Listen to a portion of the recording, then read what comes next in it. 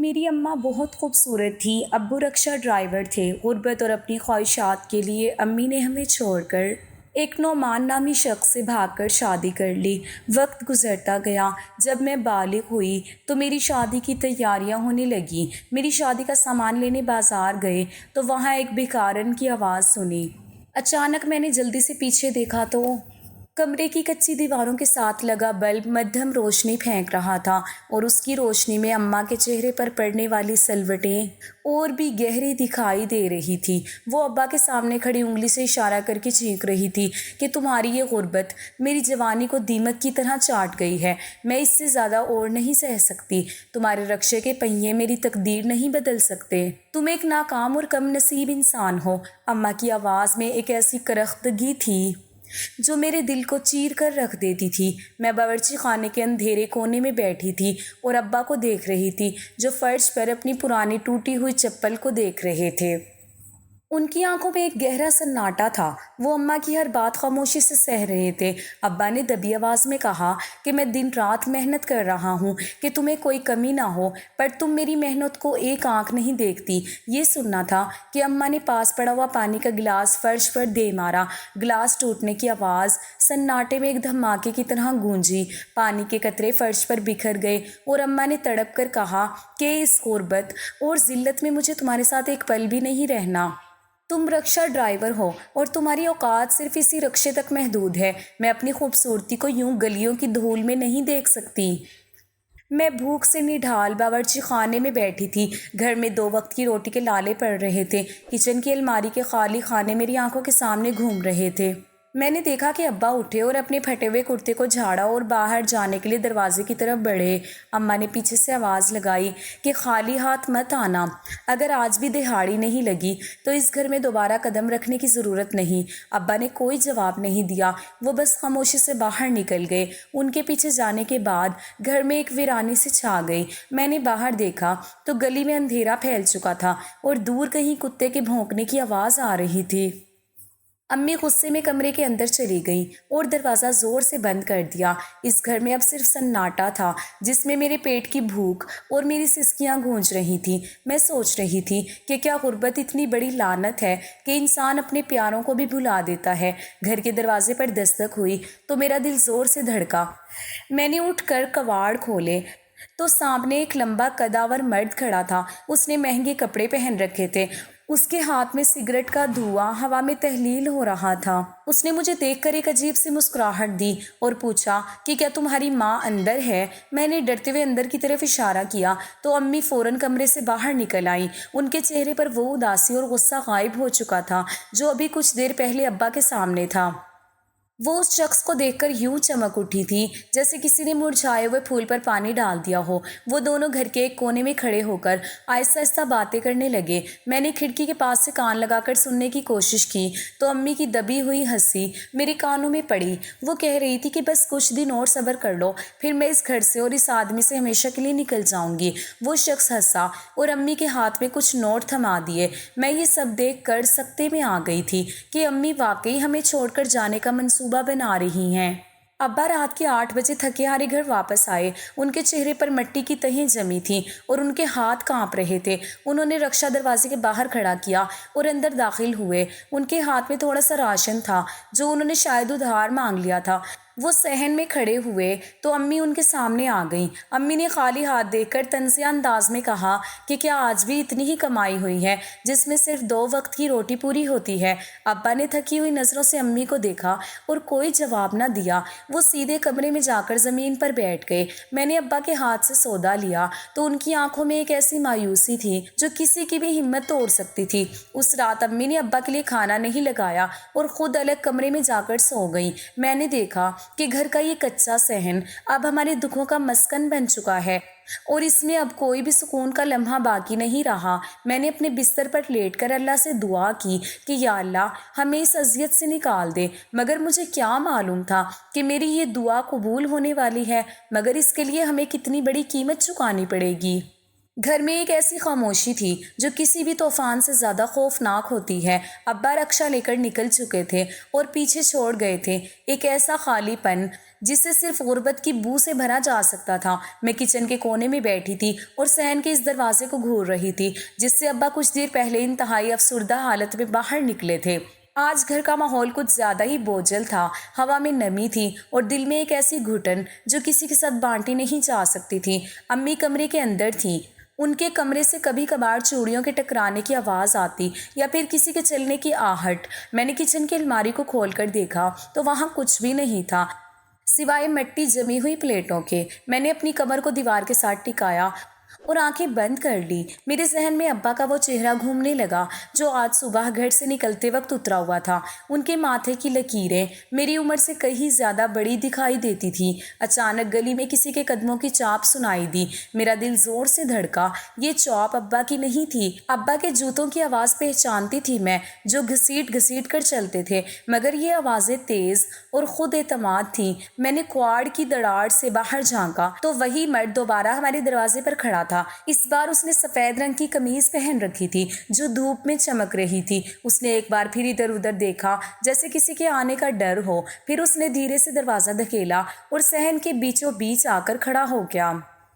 اس کی یہ جسارت مجھے اندر تک ہی لا گئی۔ اس نے ایک بار پھر میرا نام پکارا مگر میں نے کوئی جواب نہ دیا۔ میرا حلق خشک ہو چکا تھا اور میرے پیر زمین سے چپک گئے تھے۔ مجھے ایسا لگا جیسے آج میں اپنے گھر میں ہی اجنبی ہو کر رہ گئی ہوں۔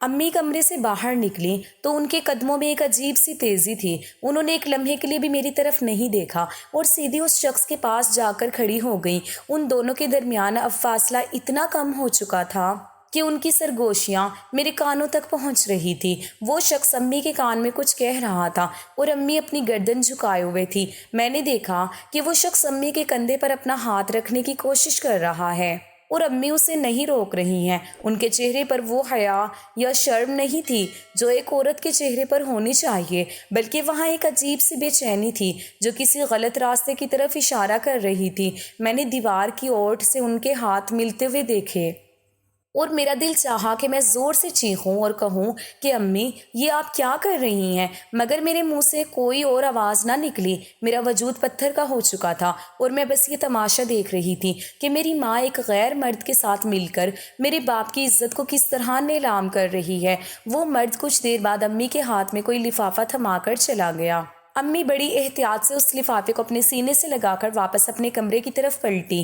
میں نے دیکھا کہ ان کے چہروں پر وہ سرخی تھی جو ابا کے آنے پر کبھی نہیں ہوتی تھی۔ وہ ایسے مسکرا رہی تھی جیسے انہیں اپنی زندگی کا کوئی کھویا ہوا خزانہ مل گیا ہو۔ میں باورچی خانے سے باہر نکلی تو امی نے مجھے دیکھ لیا۔ ان کی آنکھوں میں وہ شفقت نہیں تھی جو ماں کی ہونی چاہیے، بلکہ وہاں ایک ایسا جلال تھا جیسے انہوں نے مجھے کوئی گناہ کرتے ہوئے دیکھ لیا ہو۔ انہوں نے مجھے سخت لہجے میں کہا کہ تم وہاں کیا کر رہی تھی؟ جاؤ اندر جا کر اپنی کتابیں کھولو اور باہر نکلنے کی کوشش مت کرنا۔ میں نے ان کی بات کا کوئی جواب نہ دیا اور سر جھکا کر کمرے میں چلی گئی، مگر میرا ذہن اب بھی اسی لفافے میں اٹکا ہوا تھا جس میں نہ جانے کیا سچ چھپا تھا اور کیا جھوٹ۔ سورج ڈھل چکا تھا اور گلی میں دھندلا سا اندھیرا اتر آیا تھا۔ میں ابھی بھی کمرے کے کونے میں بیٹھی تھی کہ ابا کے رکشے کے رکنے کی آواز آئی۔ ان کا رکشہ ہمیشہ کی طرح ایک مخصوص آواز کے ساتھ بند ہوا، مگر آج اس آواز میں تھکن کچھ زیادہ تھی۔ میں نے دروازے کی اوٹ سے دیکھا کہ ابا صحن میں داخل ہوئے۔ وہ اپنی کمر پر ہاتھ رکھے ہوئے تھے جیسے سارا دن کی مشقت نے ان کی ہڈیوں کو توڑ کر رکھ دیا ہو۔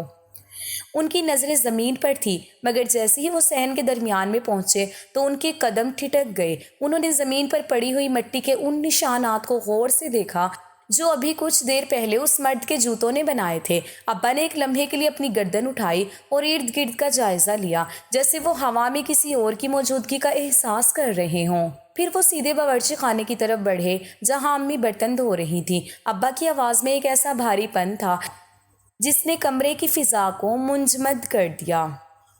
انہوں نے پوچھا کہ یہ گھر میں کون آیا تھا؟ میں نے کھڑکی سے دیکھا کہ امی کے ہاتھ سے پلیٹ چھوٹ کر فرش پر گری اور اس کی کرچیاں ادھر ادھر بکھر گئیں۔ امی نے ایک لمحے کے لیے خود کو سنبھالا اور پھر مڑ کر ابا کو دیکھا۔ ان کی آنکھوں میں نہ تو کوئی ندامت تھی اور نہ ہی کوئی خوف، بلکہ وہاں ایک عجیب سی ڈھٹائی تھی۔ امی نے جواب دیا کہ کوئی راستہ بھول گیا تھا، پانی مانگنے کے لیے اندر آیا تھا اور پھر چلا گیا۔ اس میں اتنی بڑی بات کیا ہے؟ ابا ان کے قریب گئے اور ان کے کندھے سے پکڑ کر اپنی طرف گھمایا۔ ابا کی آنکھوں میں وہ سرخ ڈورے تھے جو صرف غصے یا انتہائی دکھ کی حالت میں ہوتے تھے۔ ابا نے دبی آواز میں کہا کہ میں اندھا نہیں ہوں، مجھے معلوم ہے کہ میرے گھر میں کون آتا ہے اور تم اندر ہی اندر کیا کھیل کھیل رہی ہو۔ امی نے جھٹکا دے کر خود کو آزاد کروایا اور چیخ کر بولی کہ تم اپنی غربت کی وجہ سے اتنے پست ہو چکے ہو کہ اب میرے کردار پر شک کرنے لگے ہو۔ اس بحث کے دوران گھر کا ماحول ایسا ہو گیا جیسے کوئی زہریلی گیس پھیلی ہو۔ میں نے دیکھا کہ ابا کے ماتھے کی نسیں ابھر آئی تھیں، وہ خاموش ہو گئے، مگر ان کی خاموشی امی کی چیخوں سے زیادہ خطرناک تھی۔ ابا نے ایک گہری سانس لی اور گھر کے ایک کونے میں جا کر بیٹھ گئے۔ ابا کے چہرے پر پڑنے والی سایوں میں ان کی شکستگی صاف دکھائی دے رہی تھی۔ وہ اب اپنی بیٹی کی طرف بھی نہیں دیکھ سکتے تھے، کیونکہ وہ جانتے تھے کہ ان کا گھر اب ایک ایسے موڑ پر آ چکا ہے جہاں سے واپسی کا کوئی راستہ نہیں ہے۔ میں نے کونے میں چھپ کر اپنے آنسو پوچھے اور سوچا کہ ایک ماں کس طرح اپنے ہی گھر کی بنیادوں میں بارود بھر سکتی ہے۔ امی نے ابا کی طرف ایک حقارت بھری نظر ڈالی اور غصے سے بڑبڑاتی ہوئی اپنے کمرے میں چلی گئیں۔ دروازہ بند ہونے کی آواز اتنی زوردار تھی کہ مجھے لگا گھر کی دیواریں تک کانپ اٹھی ہیں۔ رات کا پہلا پہر گزر چکا تھا، مگر گھر میں کسی کو نیند نہیں تھی۔ میں اپنے بستر پر لیٹی چھت کی کڑیوں کو گن رہی تھی کہ مجھے باورچی خانے سے کچھ آوازیں آئیں۔ میں آہستہ سے اٹھی اور کواڑ کی اوٹ سے دیکھا کہ امی آئینے کے سامنے کھڑی اپنا چہرہ دیکھ رہی ہیں۔ وہ اپنے بالوں میں کنگھی کر رہی تھی اور انہوں نے اپنی ایک پرانی سوتی قمیض کی جگہ کچھ بہتر لباس پہن رکھا تھا۔ وہ مسکراتے ہوئے اپنے رخساروں پر ہاتھ پھیر رہی تھی جیسے وہ آج کسی خاص محفل میں جانے کی تیاری کر رہی ہوں۔ ابا نے کروٹ بدلی تو ان کی نظر امی کی اس حرکت پر پڑی۔ انہوں نے کواڑ کی اوٹ میں کھڑی امی کو دیکھا اور پھر اپنے سر پر ہاتھ رکھ کر لیٹ گئے۔ ابا کے گلے سے ایک ایسی ہچکی نکلی جو انہوں نے اپنے تکیے میں دبا لی تھی۔ میں نے دیکھا کہ میرے باپ کا حوصلہ ٹوٹ چکا تھا۔ ابا اچانک اٹھے اور بغیر کسی سے ایک لفظ کہے باہر نکل گئے۔ ان کے جانے کے بعد گھر میں جو سناٹا تھا وہ میرے وجود کو چیر رہا تھا۔ میں جانتی تھی کہ ابا کا یہ نکلنا کسی بڑی آفت کا پیش خیمہ ہے اور صبح کا سورج ہمارے لیے کیا قیامت لائے گا یہ کوئی نہیں جانتا تھا۔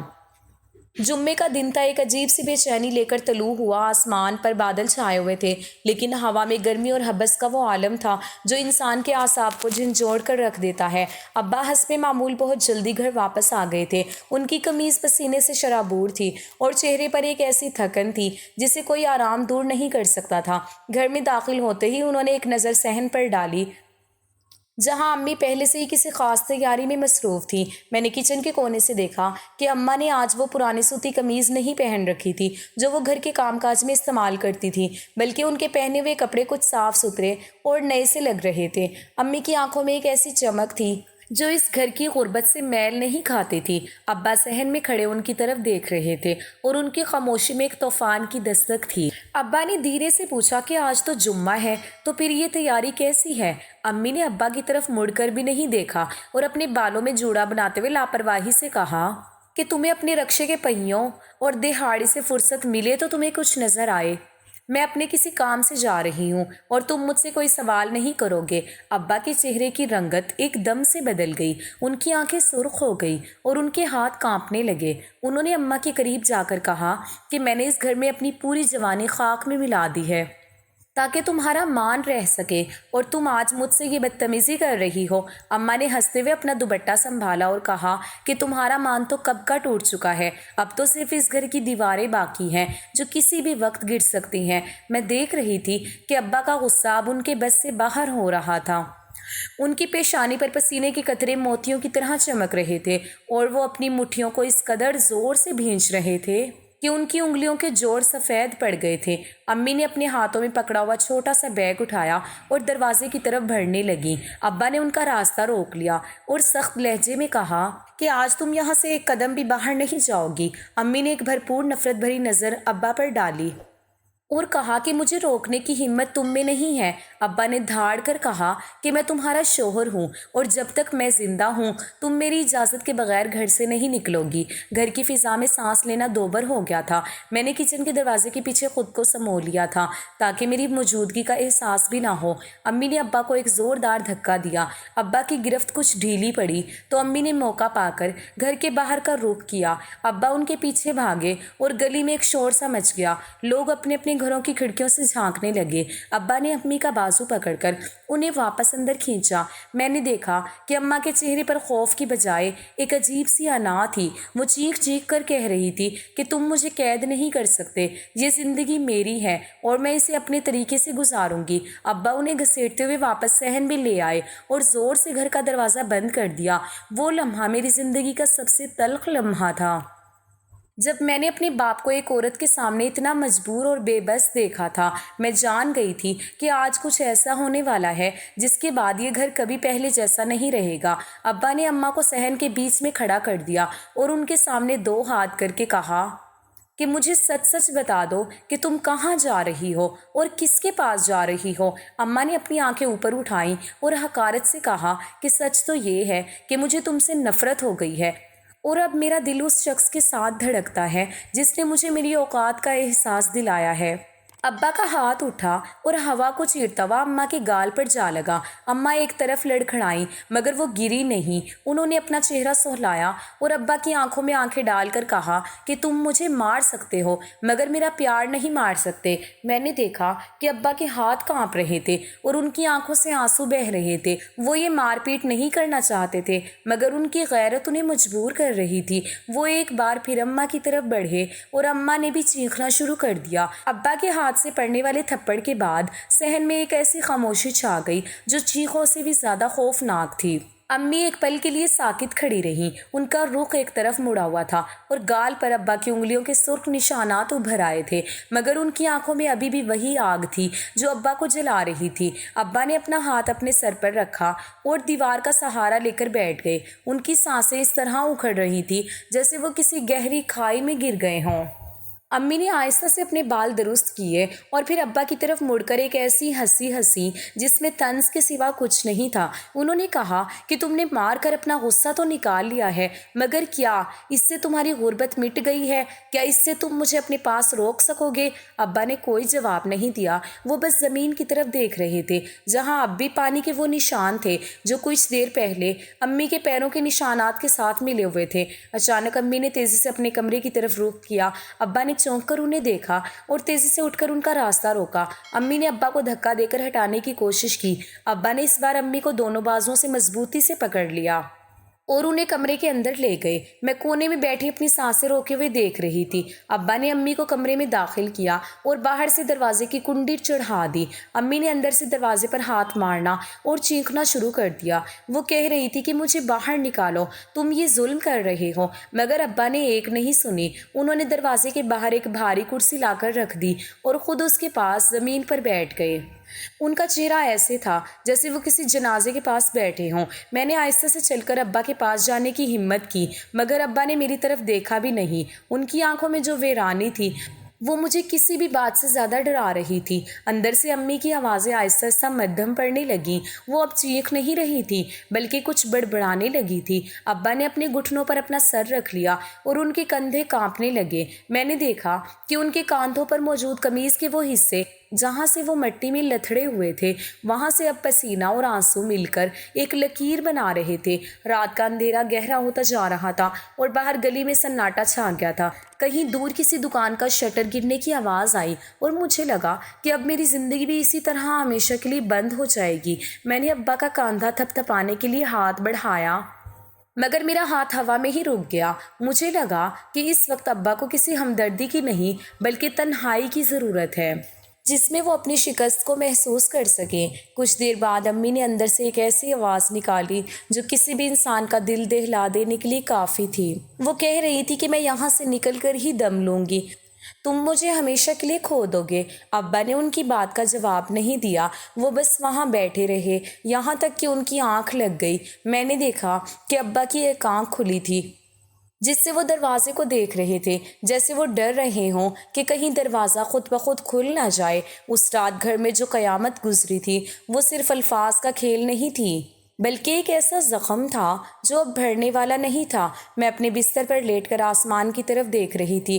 جس کے ستارے بھی آج مدھم لگ رہے تھے، اور مجھے محسوس ہو رہا تھا کہ صبح ہونے تک شاید سب کچھ بدل جائے گا اور میری ماں اب صرف میری یادوں کا ایک حصہ بن کر رہ جائے گی۔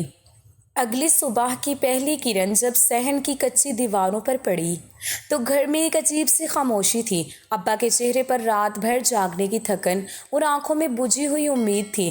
انہوں نے آہستہ سے دروازے کے باہر رکھی کرسی ہٹائی اور دروازے کی کنڈی کھول دی۔ امی اندر ساکت بیٹھی تھی، ان کا چہرہ بے تاثر تھا۔ ابا نے ان کے سامنے جا کر ہاتھ جوڑ دیے۔ ان کی آواز میں وہ رعب نہیں تھا جو کل رات تھا، بلکہ وہ ایک ٹوٹے ہوئے انسان کی گڑ گڑاہٹ تھی۔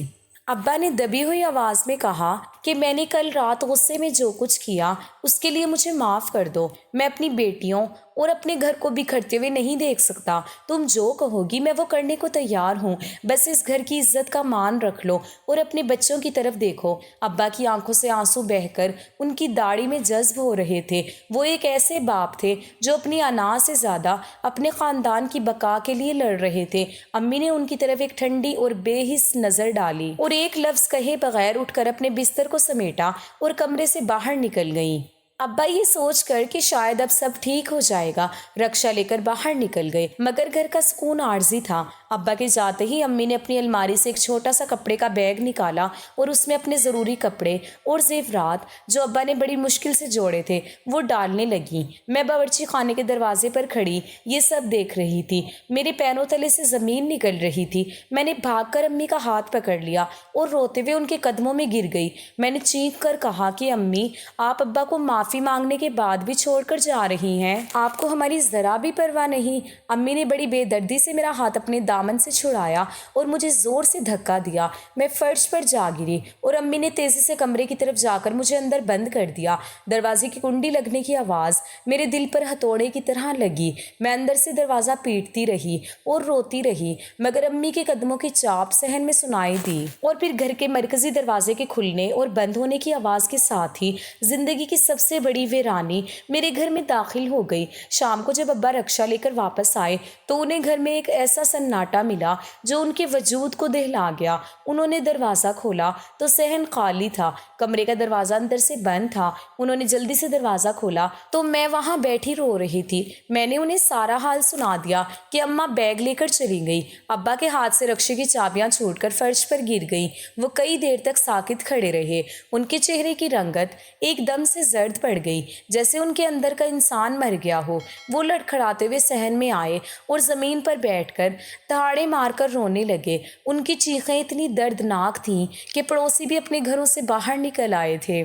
اس دن مجھے پہلی بار احساس ہوا کہ ایک مرد کا رونا کتنا بھیانک ہوتا ہے۔ ابا نے اپنی ساری جمع پونجی اور اپنی ساری عزت اس رکشے کی کمائی کے ساتھ اس گھر میں لگائی تھی، اور آج ان کا اپنا ہی گھر ان کے لیے ایک قبرستان بن چکا تھا۔ ابا اس دن کے بعد سے بالکل خاموش ہو گئے اور گھر میں صرف میرے اور ابا کے درمیان ایک گہری اداس دیوار کھڑی ہو گئی۔ کئی دن بعد ایک سرکاری خط ہمارے گھر آیا جس میں خلا نامے کے کاغذات تھے۔ قانون نے ماں کو ہم سے الگ کر دیا تھا اور ابا کو بھی طلاق کی مہر لگانی پڑی تھی۔ ابا نے جب ان کاغذات پر انگوٹھا لگایا تو ان کے ہاتھ تھر تھرا رہے تھے۔ انہوں نے دور کھڑی مجھے دیکھا اور ایک ایسی مسکراہٹ دی جس میں درد کا سمندر تھا۔ انہوں نے ان کاغذات کو ایک طرف پھینکا اور کہا کہ اب اس گھر میں کوئی نام نہیں لے گا اس عورت کا۔ میں نے ماں کو اسی دن اپنے دل سے نکال دیا تھا، اور ابا کے لیے یہ ایک ایسا صدمہ تھا جس سے وہ کبھی نہیں نکل پائے تھے۔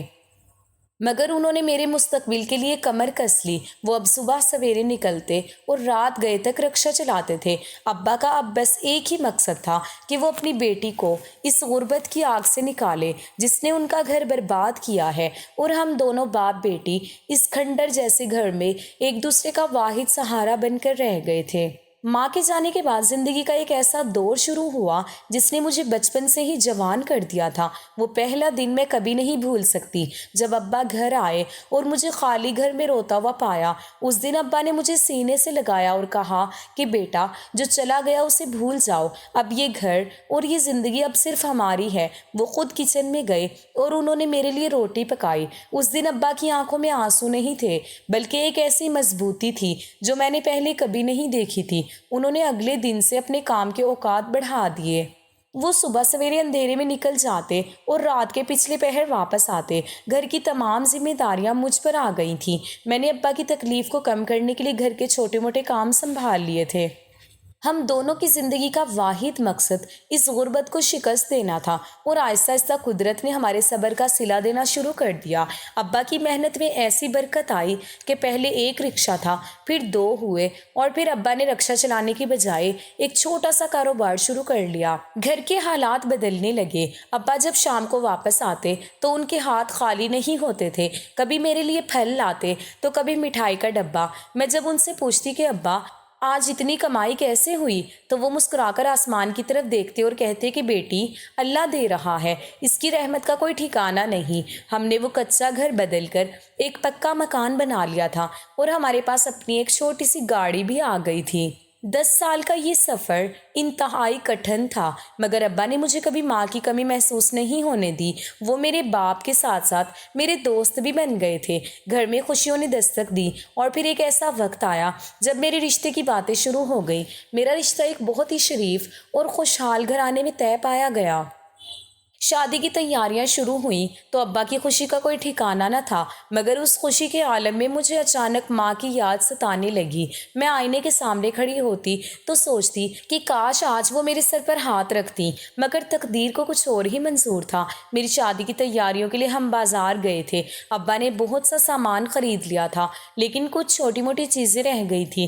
دھوپ بہت تیز تھی اور گرمی سے برا حال تھا۔ ابا نے گاڑی پارکنگ میں کھڑی کی اور مجھے کہا کہ بیٹی، تم جاؤ اور جلدی سے باقی کا سامان لے کر آ جاؤ، میں یہیں گاڑی میں تمہارا انتظار کر رہا ہوں۔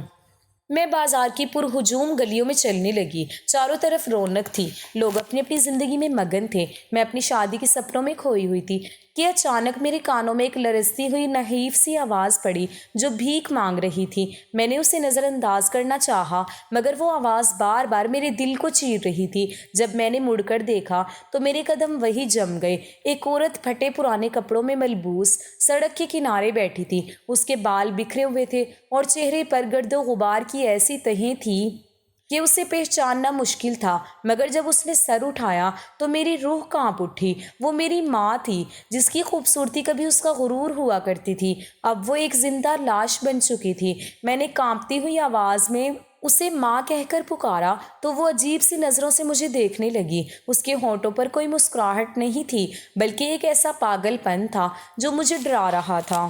پاس کھڑے ایک دکاندار نے جب مجھے ان کے پاس روتے ہوئے دیکھا تو وہ آگے بڑھا اور ہمدردی سے بولا کہ بیٹی، تم اس سے دور رہو، یہ نشئی عورت ہے جو کچھ سالوں سے یہیں پر بھیک مانگ کر گزارا کرتی ہے۔ اس نے بتایا جب اسے اس شخص نعمان نے دھوکہ دیا جس کے لیے اس نے اپنا گھر برباد کیا تھا تو وہ سڑکوں پر آ گئی اور پھر آہستہ آہستہ نشے کی لعنت میں مبتلا ہو گئی۔ میں یہ سن کر سڑک پر ہی گر گئی۔ میری ساری خوشیاں ایک پل میں راکھ ہو گئی تھیں۔ میں نے فوراً ابا کو کال کی اور روتے ہوئے انہیں وہاں بلایا۔ ابا جب وہاں پہنچے تو ماں کو دیکھ کر ان کے قدم ڈگمگا گئے۔